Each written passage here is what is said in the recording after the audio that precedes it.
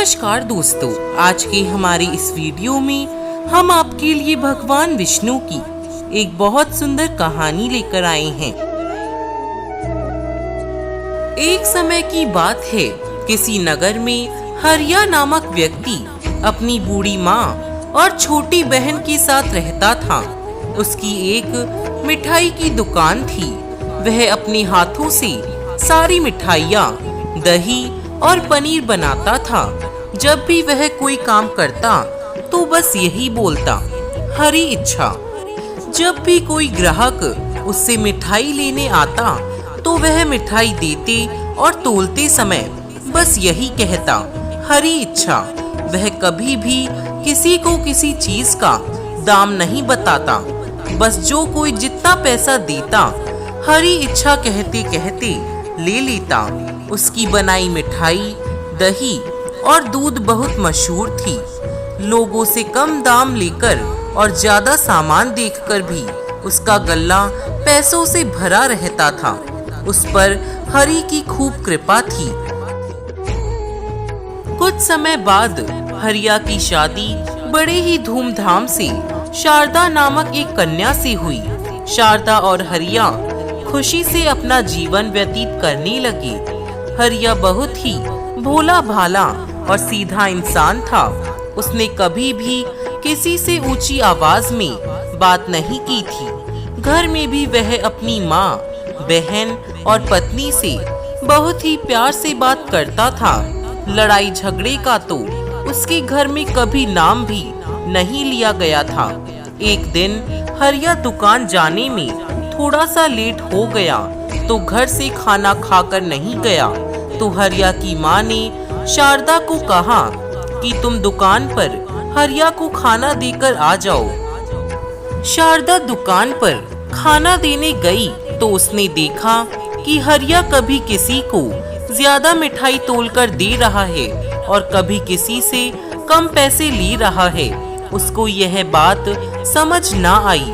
उसने सोचा कि हरिया भोला भाला है तो सभी लोग उसे बेवकूफ बनाकर चले जाते हैं। तो उसने हरिया को कहा कि यह कैसी दुकान चला रहे हो। तो हरिया बोला, हरी इच्छा से। शारदा बोली, ऐसे भी कोई व्यापार करता है? तुम्हें तो काम ही करना नहीं आता। कल से तुम दुकान पर नहीं जाओगी। मैं तुमको बताऊंगी कि काम और व्यापार कैसे किया जाता है। तो हरिया बोला, जैसी हरी इच्छा। शारदा पढ़ी लिखी लड़की थी तो उसने थोड़े से पैसे लगाकर 3-4 नौकर रख लिए और दुकान पर खुद बैठ गई। अब नौकर ही सारी मिठाइयाँ, पनीर और दही बनाते थे और शारदा बेचती थी। लेकिन दुकान पर इतनी बिक्री नहीं होती। जो सामान सुबह बनता शाम तक खराब हो जाता और जो भी कोई मिठाई लेकर जाता वह वापस कर जाता कि यह खराब मिठाई हम नहीं लेंगे, खराब पनीर और दूध हम नहीं लेंगे। एक हफ्ता ऐसे ही चलता रहा। शारदा को दुकान पर बहुत घाटा हुआ। वह हैरान थी कि सामान खराब कैसे हो जाता है। नौकर भी उसकी नौकरी छोड़कर चली गई। तो शारदा शर्मिंदा सी होती हुई हरिया के पास गई और बोली, तुम कैसे इतना अच्छा सामान बना लेते हो और कैसे तुम्हारी बिक्री हो जाती है? मैं तो दुकान पर बैठी हूँ तो सारा सामान ही खराब हो जाता है। तो हरिया बोला, यह सब हरी इच्छा है। चलो तुम दुकान पर मेरे साथ चलो, तुम्हें सब बताता हूँ। पहले तुम अपने मन से अहंकार की पट्टी खोलो और मेरी आंखों से देखो, यानी कि हरी इच्छा से देखो।